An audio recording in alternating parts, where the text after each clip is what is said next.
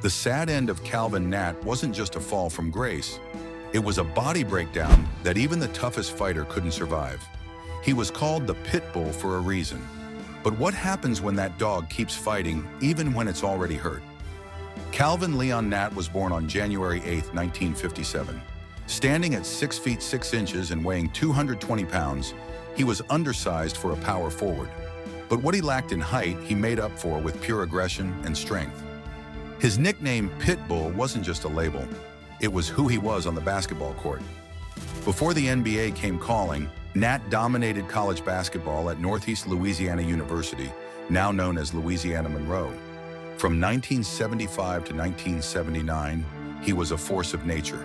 Across 108 games, he never averaged fewer than 20 points and 11 rebounds per night. His career collegiate averages were staggering: 23.9 points and 11.9 rebounds per game, with an efficient 57.4% field goal percentage. In his senior year, Natt earned consensus second-team All-American honors and was named the TAAC Player of the Year. He also gained valuable experience by participating in the U.S. team at the World University Games. There, he played alongside future NBA legends like Magic Johnson and Larry Bird. Natt later said that experience made him realize he could play with those people. That confidence paid off when the New Jersey Nets selected him 8th overall in the first round of the 1979 NBA draft. Natt wasted no time making his mark in the league. In his rookie season, he averaged nearly 20 points and 10 rebounds, earning NBA All-Rookie First-Team honors in 1980. For a player often described as undersized for his position, this immediate success proved that his powerful and aggressive approach could overcome any height disadvantage. After just one season with the Nets, Natt was traded to the Portland Trail Blazers in 1980. He would spend the next 5 years in Portland, establishing himself as a consistent scorer and rebounder. During his tenure there, he maintained high-level performance, averaging 17.2 points, 6.9 rebounds, and 2.2 assists per game. The Blazers consistently made the playoffs in each of his 4 full seasons with the team. While in Portland, Natt also became part of basketball history in an unexpected way. He was chosen as one of the original 6 players to wear and promote the iconic Nike Air Force One. This association cemented his influence not only within the game, but also in the burgeoning sneaker and broader cultural landscape. But it was his arrival in Denver that would define both the peak and the tragic end of Calvin Natt's career. On June 7, 1984, Natt was part of a significant trade that brought him, along with Fat Lever and Wayne Cooper, to Denver in exchange for Nuggets fan favorite Kiki Vandeweghe. This acquisition immediately transformed the team. The Nuggets skyrocketed to 52 wins and 30 losses, making an appearance in the 1985 Western Conference Finals. Natt's arrival was perfect timing. His ability to provide muscle inside for rebounds and his perfect fit for a team built on speed acted as a crucial catalyst for this rapid improvement. He filled a vital void, proving he wasn't just a talented player, but a strategically perfect component for the Nuggets system.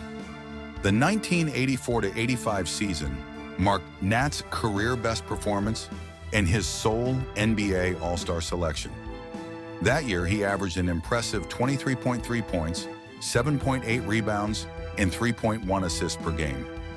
With the Nuggets, Natt solidified his reputation as a bruising power forward and a dominant force under the basket. He provided essential scoring punch, interior toughness, and rebounding for the Nuggets' fast-paced offense, effectively complementing star scorer Alex English. His tenacity and grit were legendary, often frustrating opposing star players. Natt was capable of going head-to-head with some of the league's best big men, including Jabbar, Mark Eaton of the Utah Jazz, and Ralph Sampson of the Houston Rockets. His contributions were instrumental in the Nuggets' memorable run to the Western Conference Finals, where they faced the Los Angeles Lakers. But even during this peak performance, warning signs were already appearing. During the 1985 Western Conference Finals, Natt injured his knee in Game 3 but continued to play through Games 4 and 5 before finally succumbing to the injury and sitting out the deciding Game 6. This resilience, while admirable, showed the physical toll his aggressive style was taking on his body. The most catastrophic moment came on opening night of the 1986-87 season. Natt tragically went down in a heap underneath the Nuggets basket after a layup attempt holding his right leg. He was subsequently diagnosed with both a torn ACL and a torn Achilles tendon in his right leg. This dual injury, sustained in a single devastating moment, effectively marked the end of Calvin Natt's legitimate NBA career. The irony was cruel. Natt's bruising style of play, characterized by intense aggression and pushing and pounding inside, which made him such an effective and beloved player, ultimately caught up to him. His desire, toughness, and unbridled will to get the job done, no matter the impact on his body, was his greatest asset. Yet it was also the direct cause of the wear and tear that led to his career's premature end. The impact on his career was immediate and profound. Natt never fully recovered from these injuries, and for the subsequent 4 seasons, he only partially played. His scoring average, which had peaked at 23.3 points per game in his All-Star 1984-85 season, dipped to 17.7 points in 1985-86, and then plummeted dramatically in the years following his major injury. He played in significantly fewer games, appearing in only 27 games in the 1987-88 season, and just 14 games with the Nuggets in 1988-89 before being traded. The ripple effect extended beyond his individual performance to the collective fortunes of his team. His major injury was described as a severe blow to the Nuggets' chances the following season. After his major injury, Natt returned in 1987, but played limited minutes. He was traded to the San Antonio Spurs in January 1989, where he played only 10 games before being released. He then signed a 10-day contract with the Indiana Pacers before ultimately retiring in November 1989, his career concluded by weary knees. But Calvin Natt's story didn't end with basketball. After his professional career concluded, he embarked on a remarkably successful post-NBA journey. Natt became the owner of Natt Mortuary, a funeral home located in Denver, Colorado. This venture was a testament to his adaptability and business acumen, as he leveraged his general business degree from Northeast Louisiana University and his earnings from his MBA career to establish and grow the enterprise. His approach to the funeral home business was notably non-traditional. He aimed to create a more relaxed and comforting environment for clients, opting for classical music instead of solemn tunes and utilizing white limousines rather than conventional black ones. Natt said this different perspective, gained from owning a mortuary, profoundly emphasized for him that death has no prejudice to race or age. It makes you have more respect for life. You have to live life to the fullest every day. The same intense drive and competitive spirit that defined his basketball career were strikingly evident in his post-NBA endeavors. His former coach, Mike Vining, observed Natt's exceptional drive, noting that he always aimed to finish first in everything he did.